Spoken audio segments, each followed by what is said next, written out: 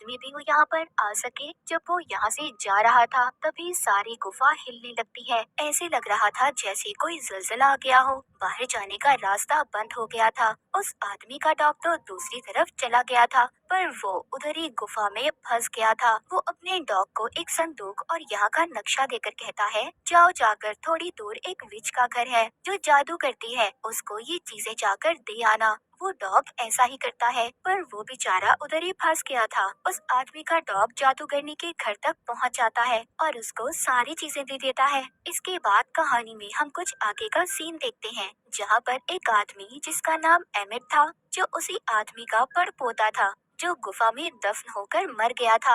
वो बैठा अपने बच्चों और उनके दोस्तों को ये कहानी सुना रहा था कि कैसे उसके दादा ने इस गांव में खजाना छुपा कर रखा हुआ है। पर यहाँ पर हमें पता चलता है एमिट के बेटे का जो दोस्त था, उसके अंकल से उसने कुछ पैसे लिए हुए थे। वो आदमी अब एमिट से उधर ही पैसे लेने आ गया था और साथ ही बहुत सारा इंटरेस्ट भी मांग रहा था। वो एमिट को नोटिस देता है कि 5 दिन के अंदर अंदर उसे उसके सारे पैसे लौटाने होंगे। अगर उसने ऐसा ना किया तो उसका घर और फार्म जब्त कर लिया जाएगा। वो आदमी सब कहकर चला जाता है। उसके जाने के बाद कुछ लोग एक गाड़ी में एमिट के दादा का कुछ सामान लेकर आते हैं जो मरते हुए वो एमिट के नाम कर गए थे। उसको एक बड़ा सा बॉक्स दिया जाता है जिसको एमिट देखकर बहुत खुश होता है। वो ये सोच रहा था कि शायद उसके अंदर बहुत सारे पैसे होंगे जो हमारे काम आएंगे और मैं अपना सारा कर्ज वापस कर दूंगा। लेकिन जब वो उस बॉक्स को खोलता है तो उसमें एक डॉग था जिसको टिम्बर कहकर बुलाया करते थे। वो उसको अपने बच्चों को देकर अपने दोस्त के साथ शहर की तरफ काम के सिलसिले में चला जाता है ताकि वो कुछ पैसों का बंदोबस्त कर सके, और अपनी बड़ी बेटी को ये जिम्मेदारी देता है कि तुमने सब बच्चों का ख्याल रखना है। एमिट का बेटा उसके दोस्त की बेटी के साथ उस बॉक्स को उठाकर अंदर लेकर आता है जिसमें टिम्बर था। उसको उस बॉक्स में से अपने डैड के दादा की तस्वीर और एक नक्शा मिलता है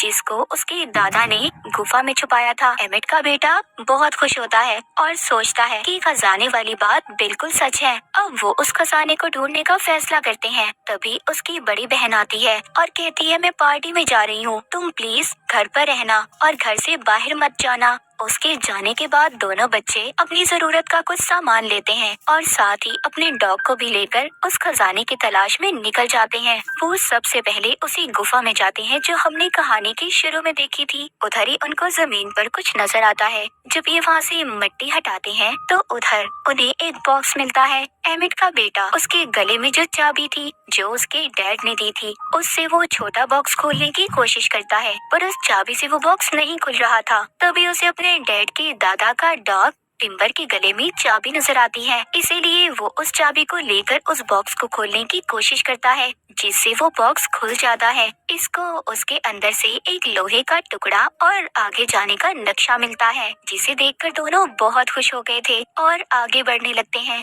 मगर वो आदमी भी इनका पीछा कर रहा था जिसने एमिट को उधार पैसे दिए थे, क्योंकि उस वक्त जब एमिट के दादा इस खजाने को छुपाकर वापस आ रहे थे, जो गुफा में जलजिला आया था वो असल में इसी आदमी के दादा ने ब्लास्ट करवाया था, क्योंकि उस वक्त वो भी इस खजाने की तलाश में थे। एमिट के बेटे और उसके दोस्त ने भी इन्हें देख लिया था, इसीलिए वो आदमी अपने कुछ साथियों को इनके पीछे लगा देता है, मगर वो तो यहाँ से भाग गए थे और नक्शे के मुताबिक आगे बढ़ रहे थे। आगे जाकर जब उनके डॉग उल्टा लेटते हैं तो उन्हें एक पहाड़ नजर आता है जिसको उल्टा लेटकर ही देखा जा सकता था। वो डॉग उनको भी देखने का कहते हैं।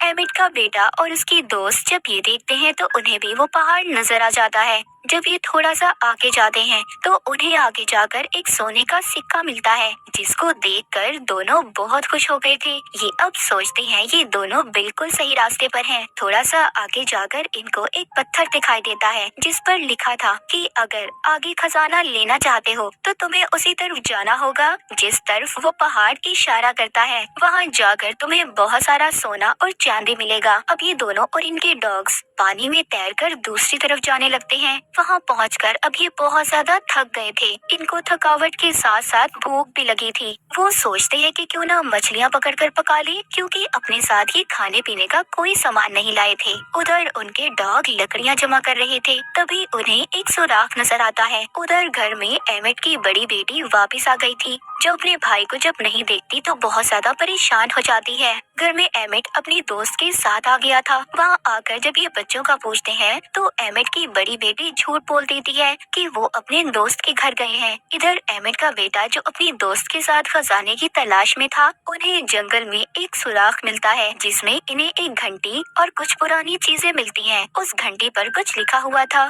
एमिट के बेटे की दोस्त उसे समझाने लगती है। उसको पता चल चुका था। वो कहती है ये हमें आगे जाने का रास्ता बताएगी। तभी उधर एक भेड़िया आ जाता है, जिसको देखकर सब डर गए थे। एमिट का बेटा उस भेड़िए पर अपना बैग फेंकता है, जिससे वो भाग गया था। दूसरी तरफ वो आदमी जो बच्चों का पीछा खजाना हासिल करने के लिए कर रहा था, उनके पास भी वो भेड़िया आ जाता है, जिससे सभी डर गए थे और जाकर अपनी गाड़ी में बैठ जाते हैं। उस आदमी के पास एक ऐसी डिवाइस थी जिससे बिजली के झटके दिए जाते थे। वो जब उस बिजली के झटके देने वाले डिवाइस को भेड़िए पर इस्तेमाल करने वाला था, तभी गलती से वो जल जाती है और हड़बड़ाहट में बिजली के झटके इसी आदमी और इसके साथियों को लग जाते हैं। उधर एमिट को जब बच्चे नहीं मिलते तो परेशान होकर वो उन्हें ढूंढने निकल जाता है। उधर एमिट के बेटे की दोस्त के पास एक ट्रैकिंग डिवाइस थी, जिसकी मदद से एमिट बच्चों को ढूंढने निकल गया था। उधर बच्चे आगे बढ़ते हुए उसी जादूगरनी के घर पहुंच गए थे,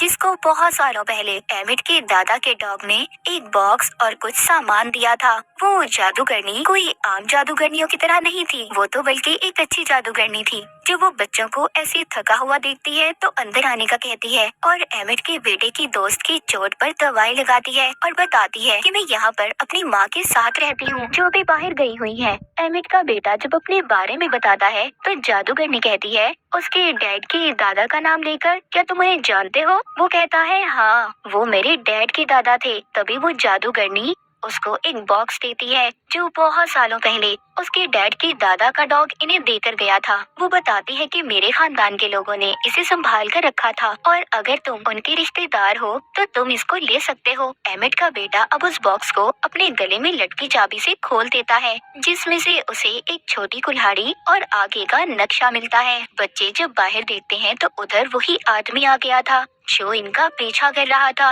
मगर वो जादूगरनी अपने घर के खुफिया रास्ते से उन बच्चों को घर से बाहर जाने का रास्ता दिखाती है। तभी उसी जादूगरनी के दरवाजे पर वो आदमी भी आ गया था जो बच्चों का पीछा कर रहा था। वो जादूगरनी से पूछता है कि बच्चे कहाँ पर हैं, जिस पर वो झूठ बोलती है कि वो नहीं जानती कि बच्चे कहाँ पर हैं। वो आदमी इसको अपनी बिजली के झटके देने वाली डिवाइस दिखाकर डराता है। कहता है देखो, अगर तुमने मुझे सच ना बताया तो अच्छा नहीं होगा तुम्हारे साथ।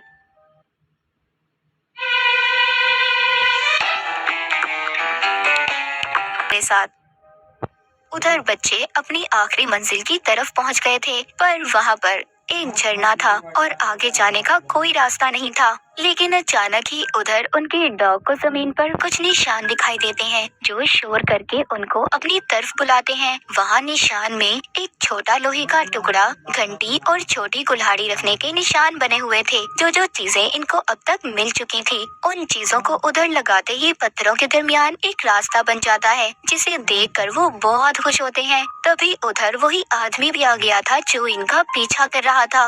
वो कहता है शुक्रिया मेरे बच्चों, खजाने को ढूंढने के लिए। जब वो उस रास्ते पर जाने वाला था तभी उस गुफा से बहुत सारे चमगादड़ बाहर निकल आते हैं, जिससे सबका ध्यान भटक गया था। इस बात का फायदा उठाकर एमिट का बेटा उन सब चीजों को निकालकर अपनी दोस्त और डॉग्स के साथ अंदर चला जाता है, जिसके जाते ही रास्ता बंद हो गया था। वो अंदर आकर इधर उधर खजाना ढूंढने लगते हैं कि वो ही गुफा थी जहाँ पर एमिट के दादा ने खजाना छुपाया था। ये सब ट्रॉली में सवार होकर आगे बढ़ने लगते हैं। बाहर वो आदमी जो खजाने का पीछा कर रहा था, वो बॉम्ब को ब्लास्ट करके रास्ता खोल लेता है। तभी बॉम्ब के फटने की आवाज एमिट भी सुनता है। वो भी उधर पहुँच चुका था। अंदर गुफा में एमिट के बेटे को वही संदूक मिल जाता है जो एमिट के दादा ने छुपाया था। वो जब उसको खोलते हैं तो उसमें सिर्फ हड्डियां थी। वो सोचते हैं इतनी मेहनत करने के बाद भी हमें सिर्फ ये पुरानी हड्डियां मिली, क्या फायदा हमारी इतनी मेहनत का। पर टिम्बर को उधर सोने की एक हड्डी मिलती है। जब वो थोड़ा सा आगे जाकर देखते हैं तो वहाँ पर बहुत सारा सोना था।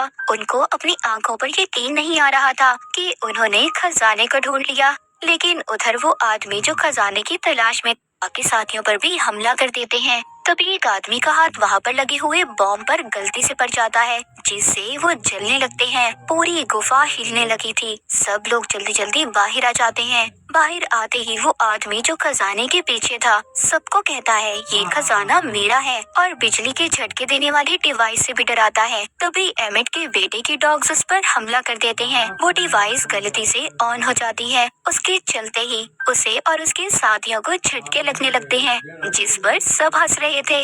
लेकिन एमिट अभी भी परेशान था क्योंकि उस खजाने तक जाने का रास्ता बंद हो गया था। वो सोचता है अब तो उसे 5 दिन बाद अपना घर खाली करना ही पड़ेगा। पर तभी उधर टिम्बर सोने की हड्डी लेकर आता है। अब उनको कहीं पर भी जाने की जरूरत नहीं थी। एमिट सोचता है कि इसको बेचकर तो उन्हें बहुत सारे पैसे मिल सकते हैं, जिससे उनका घर भी बच जाएगा। मूवी के आखिर में दिखाया जाता है कि एमिट के बेटे को एक जानवर के कंकाल में से एक और खजाने का नक्शा मिलता है, जिसको देखकर ये बहुत खुश होते हैं और फैसला करते हैं कि इस खजाने को भी ये ढूंढेंगे। इसी हैप्पी एंडिंग के साथ ये मूवी यहीं पर खत्म हो जाती है।